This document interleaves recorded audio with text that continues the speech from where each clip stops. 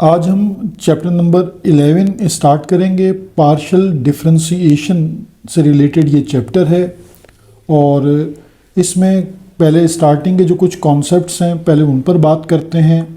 हमारा जो फर्स्ट जो है कॉन्सेप्ट है वो है फंक्शन। ठीक है, फंक्शन ऑफ वन वेरिएबल होता है या टू वेरिएबल। तो फंक्शन मीन्स ये होता है कि दो वेरिएबल्स में कनेक्शन या उनके बिटवीन कोई फार्मूला मेकिंग हो रही है। एक इंडिपेंडेंट वेरिएबल है और एक डिपेंडेंट। इसी तरह फंक्शन ऑफ टू वेरिएबल्स को इस चैप्टर में डिस्कस किया जाएगा, यानी जहां पर आपके पास दो फंक्शन एज इंडिपेंडेंट हो जाएंगे। ठीक है, अब देखते हैं फंक्शन ऑफ टू वेरिएबल की जो डेफिनेशन है। ये फंक्शन यानी z equal to F X comma Y. ठीक है, यानी x और y दो फंक्शंस हैं और z उन दोनों पर डिपेंड करता है। ठीक है, तो z आपके पास डिपेंडेंट होगा, x और y जो हैं वो इंडिपेंडेंट फंक्शन पर की तरह बिहेव करेंगे। ठीक है, और x और y की जब आप वैल्यूज़ पुट करेंगे तो z के यूनिक आंसर्स आएंगे। इन्हें इसलिए हम यूनिक का वर्ड यहाँ यूज़ करते हैं। तो और आप ये देखिए x और y मैंने आपको बता दिया कि यहाँ पर भी सेम इंडिपेंडेंट वेरिएबल है और डिपेंडेंट वेरिएबल सेम बिल्कुल। फंक्शन पहले तो आपको समझना है फंक्शन क्या है। Function means relationship between two and more than two variables. अब उस फंक्शन में एक वेरिएबल आपके पास इंडिपेंडेंट हो सकता है, दो हो सकता है, तीन हो सकते हैं। तो जब आपके पास एक से ज़्यादा वेरिएबल इंडिपेंडेंट हों तो हम उन्हें मल्टी वेरिएट फंक्शन कहते हैं। ठीक है, तो functions of more than one independent variables is called multi variate function. तो एक ये टर्मिनोलॉजी यहाँ क्लियर करनी है आपको। अब इस चैप्टर के जो नाम है पार्शियल डेरिवेटिव। अब उस टॉपिक को डिस्कस करते हैं कि पार्शियल डेरिवेटिव हम इसको क्यों कहते हैं। कि अगर आपके पास एक फंक्शन है जिसके पास दो या दो से ज़्यादा इंडिपेंडेंट जो है वो वेरिएबल्स मौजूद हैं, तो ज़ाहिर है आप उनको वन बाय वन डिफ्रेंशिएट कर सकते हैं क्योंकि उसके पास x भी है और y भी है। तो जब आप with respect to x differentiate करते हैं, यानी आप अपने फंक्शन को जब आप with respect to x differentiate करते हैं तो उसका ये सिंबल यूज़ करेंगे, partial f upon partial x। ठीक है, partial derivative of f divided by with respect to x, या आप उसको f ऑफ x इस तरह रिप्रेजेंट करते हैं। ठीक है, और अगर आप उसको द पार्शियल डेरिवेटिव ऑफ जो आपका गिवन फंक्शन है आप उसको with respect to y differentiate कर रहे हैं तो partial derivative of the function with respect to y। Term पढ़ने का तरीका सेम है डेरिवेटिव वाला, सिर्फ सिंबल थोड़ा सा चेंज है। वहाँ हम d बनाते हैं और यहाँ पार्शियल या ये डेल्टा का सिंबल कहलाता है, इसको यूज़ करते हैं। ठीक है, तो ये कॉन्सेप्ट हम यहाँ पर यूज़ करेंगे। एक्सरसाइज 11.1 का क्वेश्चन नंबर 1 सॉल्व करते हैं। इसमें हमारे पास एक फंक्शन गिवन है, फंक्शन x कॉमा y। ठीक है, ये फंक्शन गिवन है और t is any real number, यानी अगर t क्वेश्चन में यूज़ हो रहा है तो वो जस्ट एक नंबर के तौर पे यूज़ होगा। Then find out the following. अब आपके पास देखें क्वेश्चन नंबर जो इसका पार्ट a है, इसको अगर आप अंडरस्टैंड करते हैं तो यहाँ देखिए कि x की वैल्यू क्या है और y की वैल्यू आपके पास क्या बनती है। x कॉमा y ये वैल्यूज़ हैं, जस्ट आपको वैल्यूज़ को पुट करना है। ठीक है, तो x की वैल्यू भी 0 है और y की वैल्यू भी 0 है, तो x भी 0 आ जाएगा और y भी 0 हो जाएगा। देन अगेन x 0 और y 0, तो इट मीन्स ये टोटल रिजल्ट आपके पास क्या रहेगा, 0 आ जाएगा। तो ये सिंपल से छोटे ऑब्जेक्टिव के क्वेश्चन आपके पास बन जाएंगे। अब क्वेश्चन नंबर 1 का पार्ट बी सॉल्व करते हैं। हमारे पास फंक्शन में x कॉमा वाई यानी ऑर्डर पेयर में वैल्यूज़ गिवन हैं। ठीक है, x कॉमा वाई ये वैल्यूज़ आपके पास गिवन है, तो गिवन फंक्शन में इनको पुट करके जस्ट इनकी वैल्यूज़ फाइंड आउट करनी है। -1 कॉमा 0 -1 स्क्वायर और y की वैल्यू है 0 प्लस x -1 और y आपके पास है 0। ठीक है, तो -1 स्क्वायर क्या हो जाएगा, +1 इंटू 0 0। तो अगेन ये आपके पास जो सेकंड वैल्यू बन रही है मतलब पार्ट बी में -1 कॉमा 0, यहाँ से भी आपके पास जो नेट रिजल्ट आता है वो 0 आता है। ठीक है, क्वेश्चन नंबर 1 का पार्ट सी है। अगेन देखिए ये वैल्यूज़ x और y की वैल्यूज़ गिवन है। आप अपने मल्टी वेरिएट फंक्शन में गिवन फंक्शन में वैल्यूज़ को पुट कर दें 0, -1, तो x की वैल्यू अगेन 0 स्क्वायर, y आपके पास है -1 प्लस x 0 और y -1 स्क्वायर। तो ये अगेन आपके पास इस गिवन फंक्शन का f का आंसर जो है वो 0 आ जाएगा। ठीक है, क्वेश्चन नंबर 1 पार्ट डी है। अब फंक्शन में एक रियल नंबर t गिवन है। ठीक है, अब हम इसकी वैल्यूज़ को सब्सिट्यूट कर देंगे, यानी वैल्यूज़ जो हमारे पास गिवन है f t equal to x की जगह भी t आ जाएगा तो t स्क्वायर, y की जगह पर भी t आ जाएगा। ठीक है, प्लस x की जगह पर t और y की जगह पर t स्क्वायर, तो t स्क्वायर इंटू t हो जाएगा आपके पास t cube plus t cube, तो ये दोनों ऐड होके आ जाएंगे 2t क्यूब। तो ये आपके पास पार्ट डी का आंसर आ जाएगा।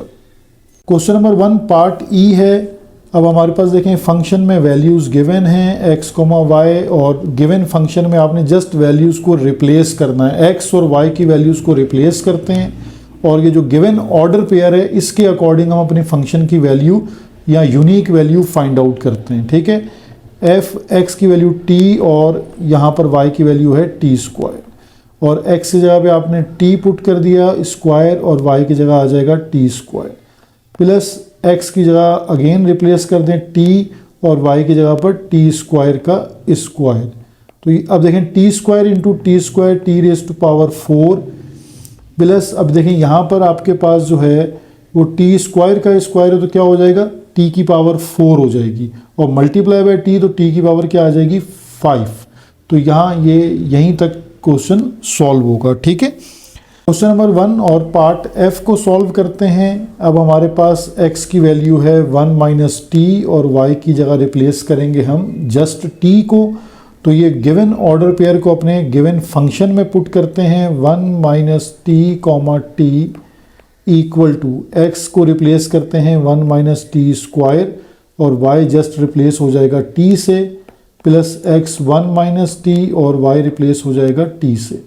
अब इसको थोड़ा सा सिंप्लीफाई करते हैं। ठीक है, अब हमारे पास देखें 1 t का होल स्क्वायर है, तो यहाँ फार्मूला एक्सपेंड कर दें a square minus 2ab plus b square into t, और यहाँ पर t स्क्वायर से ब्रैकेट को एक्सपेंड कर देते हैं, t स्क्वायर 1 ज़ा t square plus minus minus t square into t हो जाएगा t क्यूब।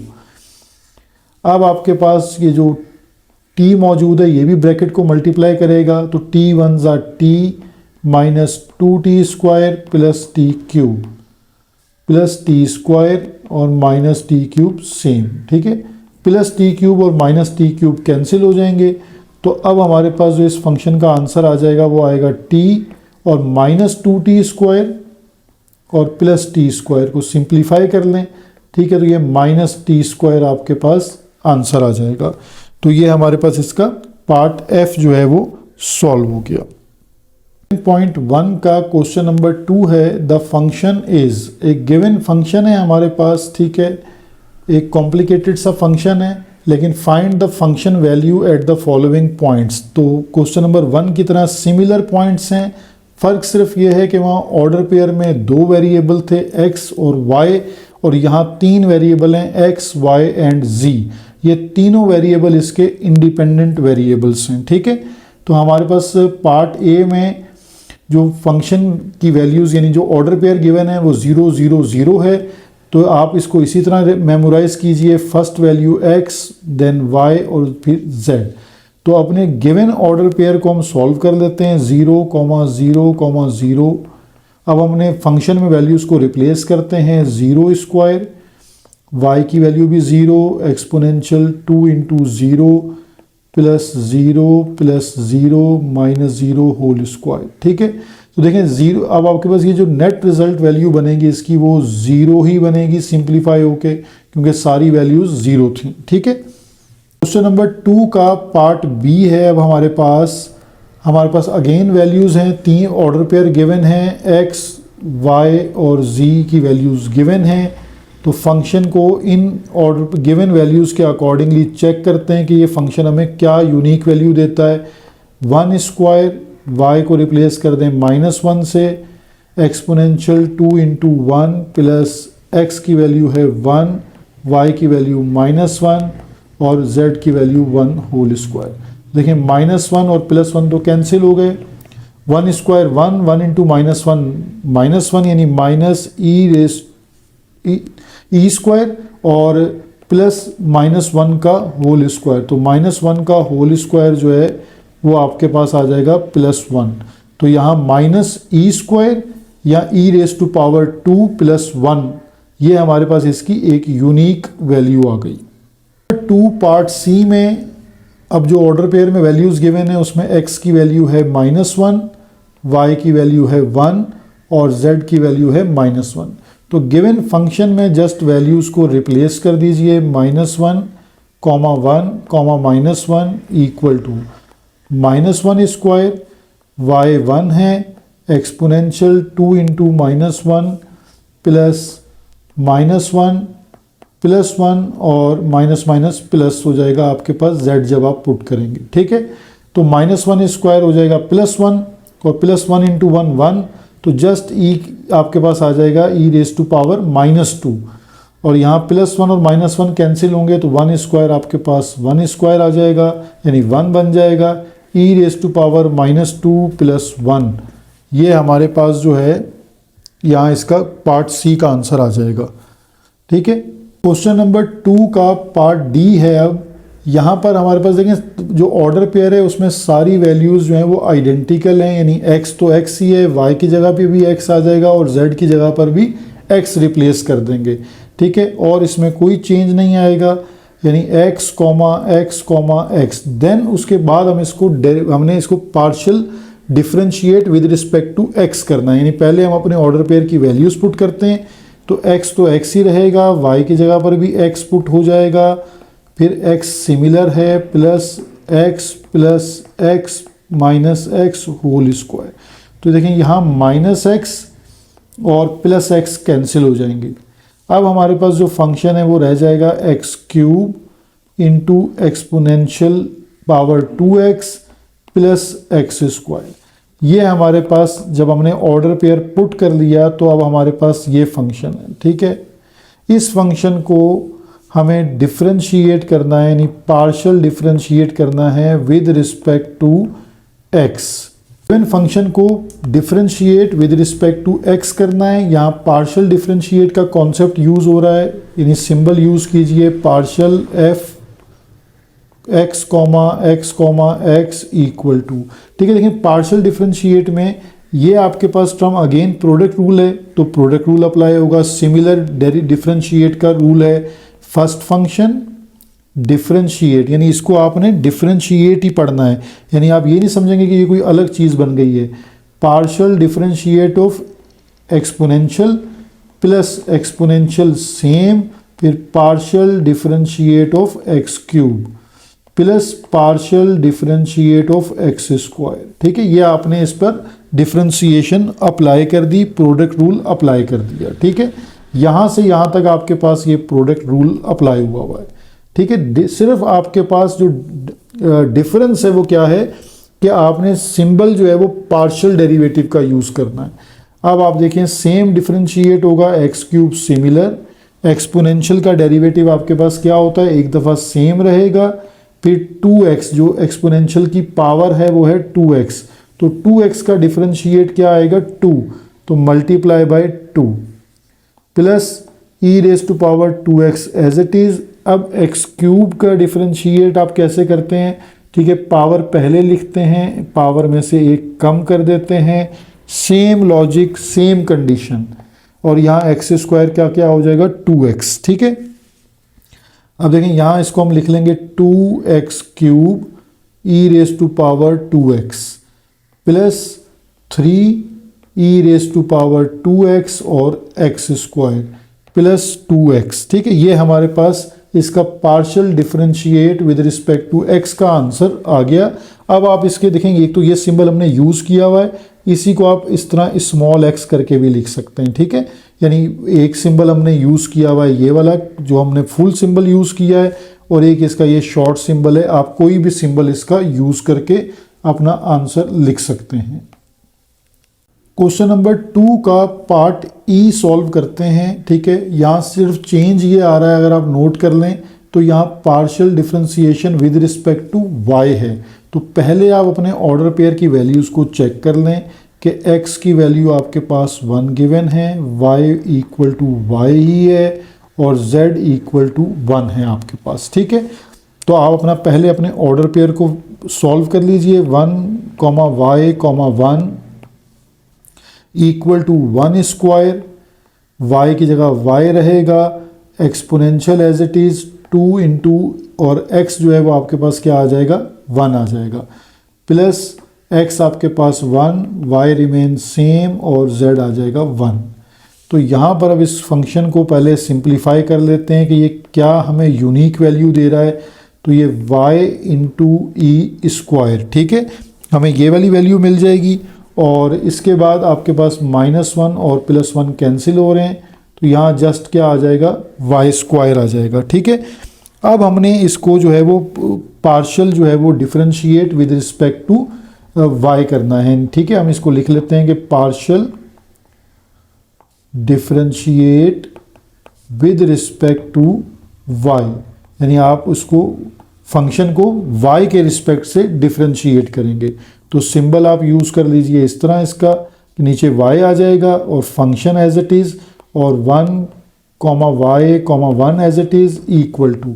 अब आप देखें इस पे आपको अगर प्रोडक्ट रूल लगाना है या नहीं लगाना, इसका आप मुझे आंसर खुद थोड़ा सा सोच के बताइए कि y equal to E square को आप कैसे सॉल्व करेंगे। ई स्क्वायर एक कांस्टेंट है, ये ना हो कि आप वहाँ जो हमने प्रीवियस पार्ट किया था वहाँ e की पावर 2x थी, तो वहाँ उसमें वेरिएबल मौजूद था। अब e square just as constant treat होगा, तो यानी आप ई स्क्वायर को एज इट इज़ लिखा रहने दें और partial differentiation with respect to y of e square, यानी जस्ट आपके पास क्या आ जाएगी, y। ठीक है, यहाँ जस्ट y आ जाएगा और plus partial differentiation of y आ जाएगी y स्क्वायर की। अब जिस तरह आप डिफरेंशिएट करते हैं उसी तरह डिफरेंशिएट कीजिए। E square y with respect to y differentiation होती है 1 और यहाँ पर y स्क्वायर की डिफरेंशिएशन हो जाएगी 2y। तो ये हमारे पास रिजल्ट बनेगा ई स्क्वायर प्लस 2y। अब आप इसको ऐसे f ऑफ y करके इसका आंसर लिख सकते हैं। नंबर 2 का पार्ट f है।